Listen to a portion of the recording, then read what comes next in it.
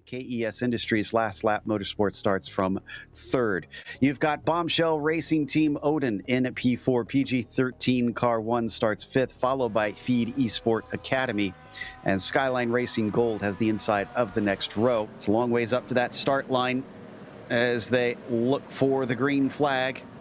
He is not taking off quite yet. Costello bringing them slowly along, and now he is on it. Great jump by him as Diaz in the DRT car is suddenly under threat with Kingsbury on his inside. Might be able to take that away into the first corner. No, he brakes very early, or is that braking late? It looks like it is for the DRT car. Way around the outside, tries to come back onto the track as they go three wide through there. They're going to be able to pull out as we got an incident behind. Let's go to the GT4's Chad. Machine right now. Frantic stuff, but if you think this is crazy, DJ, wait till they catch those TCRs. And we had a problem with the last lap Motorsports 52 car. It is off to the side of the first turn. He's going to get it rolling once again, but almost the whole field goes through. I'm trying to see. Yes, he had help. He got hit by Deschamps' Feed Esports Academy car. But it's very early, and that's a costly mistake. Ooh, it is. We'll get some information on that in a second. Oh, and Bradley Haley was off. The Sector 5 car, for some reason, oh, he got a little bit of help, it seems. He made some contact coming out of the S's, and just look at what this has done for them. Three wide up and over turn 9. Haley not fully past Ray Kingsbury, just in front of him. Yeah, and Kingsbury, we talked about him earlier on.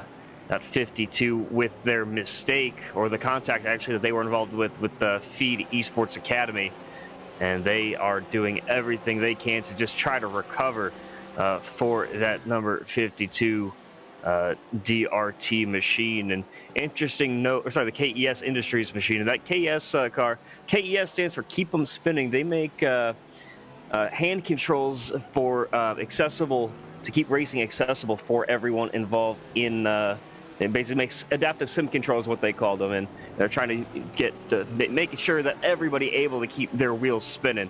That's headed up by Mario Bonafonte Jr., who quadriplegic race car driver and inventor. So he does a great job just trying to make sure everybody can keep their wheels spinning. And that's one thing I love about sim racing is it's about as inclusive as you can get. It doesn't matter where you are, who you are. That if you can get out there and wheel it, even with physical disabilities, you can get out there and be competitive. I've seen all kinds of people that are stonking. Sometime under braking lap traffic in front of them. Lyndon Swaby is in there. Does he pull off and let him through? Yes, he does. And Blake Rose just forcing the issue, peeking his nose around, and now they're just trying to weave their way around through some of these slower cars. And oh my goodness, this is close, and this is going to be some great racing between the two of them. He cannot afford any sort of hiccups out here. Hutchison going to stay out of his way, thankfully. Just lets him through quite easily as Blake Reynolds now sees Vile potentially give him an opportunity. No, not going to be there.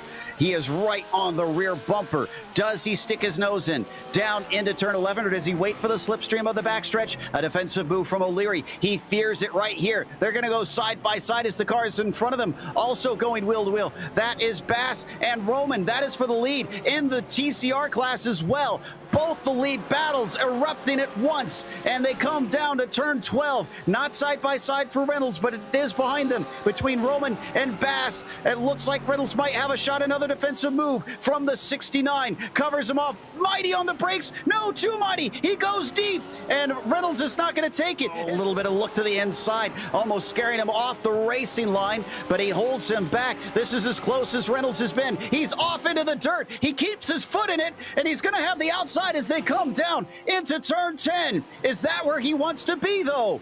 Can he cut back and get the launch? I'm not sure. He will at least get the slipstream all the way off the track. Now he's going to try and take the run down the backstretch, covering as far to the inside as he can go. Blake Reynolds is going to have to do it the long way around turn 12 as Thomas O'Leary goes defensive. Under braking, who is the bravest here? More lap traffic in front of him. It looks like Reynolds goes a little bit deeper, but is it too deep? No, he gets ahead. Thomas O'Leary cannot hold him back. Blake Reynolds is back up to the point, fighting back now. It's going to come down through the stadium section and the inside with Thomas O'Leary. The shorter line and a spin from Blake Reynolds gives it up.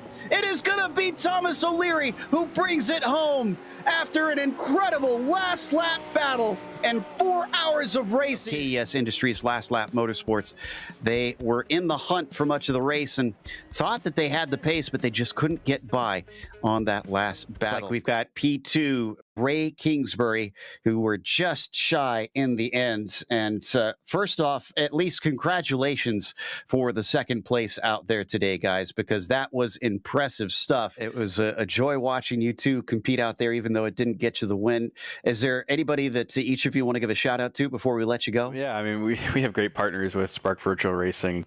They make some pretty cool sim rigs, high-end stuff, and yeah, their stuff's top notch. So check them out. And then KES Industries, they make they're really into the adaptive hand controls and stuff. Ever heard the story of Mario Bonfante? That's his company, Keep 'Em Spinning. He's a quadriplegic race car driver. He's been delving into sim racing, so we're supporting them on our car as well. And it's a great cause, I guess, and a great business.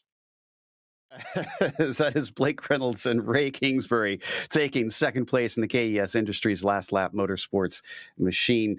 Unfortunately, I think everybody else is pretty much beat. I know we are, so we're going to close it out this evening.